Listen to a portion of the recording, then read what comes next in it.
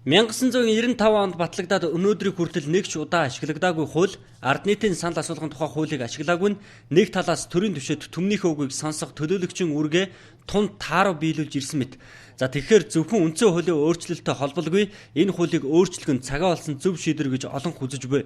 За учир нь ард түмэнд үндсэн хуулиар олгогдсон эрхийг нь олгоход цаг үетэйгээ нийцсэн хууль эрх зүйн хэрэгтэй болно. Нөгөө талдаа гэх юм бол зөвхөн нэг юм байгаа гэж.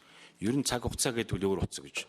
Одоо энэ iPhone гэж одоо гар утас гараад ирсэн. 96 онд гарч ирсэн шүү дээ. 95 онд энэ хууль батлагдж яхад гар утас гэж байгаагүй. Тэгвэл 96 онд гар утас гарч ирээд одоо 20 жил болох гэж байна. Энэ хугацаанд дэлхийн нийтэд бүх төрлийн хурд эрс нэмэгдсэн.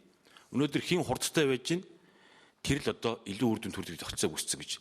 Тэгээ энэ төвшөндөө бас уялдж байгаа гэж хэлэх хүсэж байна. Ард нийтийн санал асуулгыг явуулах хуулийг өөрчлөхийг цөөнхийн зүгээс дэмжиж байгаа ч механик гэж хэлж болох өөрчлөлтүүдийг орхитуулж болохгүйг сануулсан.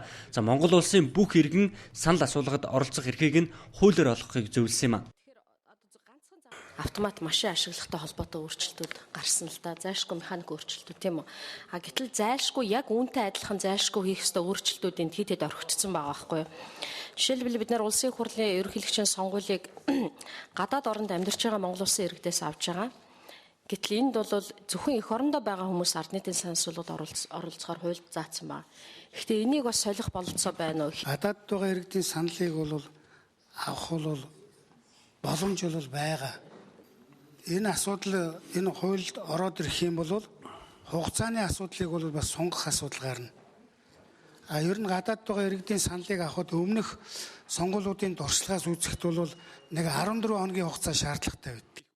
Сөрөг хүчний зарим гишүүд харин үндсэн хуулийн өөрчлөлтийг явуулах гэж хэд яарч улмаар ард нийтийн санал асуулгын тухай хуулийг дутуу төлмийг батлахна гэж байр суурь илэрхийлсэн. Автомат системийн тухай асуудал шүү дээ. Саяхан одоо нээлттэй нийгэм форум дээр энэ асуудлаар хилцүүлэх зохион байгуулсан шүү дээ. Тэн дээр бол их л олон ноцтой юм яригдчихжээ л дээ. Энэ автоматжуулсан системийн талаар. Улс орнууд яагаад хэрэглэхгүй байгаа? Хэрэглэх юм бол ямар их зүйн орчин бүрдүүлж яж хэрэглэдэм барьд ингээд олон ноцтой юм гарстай. Тэгээ энэ бүх нийтийн санал асуулгад нөгөөх бидний одоо эргэлзээд маргалдаа сонгуулийн хуулийн дээр хамгийн гол маргаантай байгаа хэсэг нь автоматжуулсан системийг хэрэглэх тухай асуудлыг гэж хүчээр оруулах нь хэр зэрэг зохимжтой юм бэ?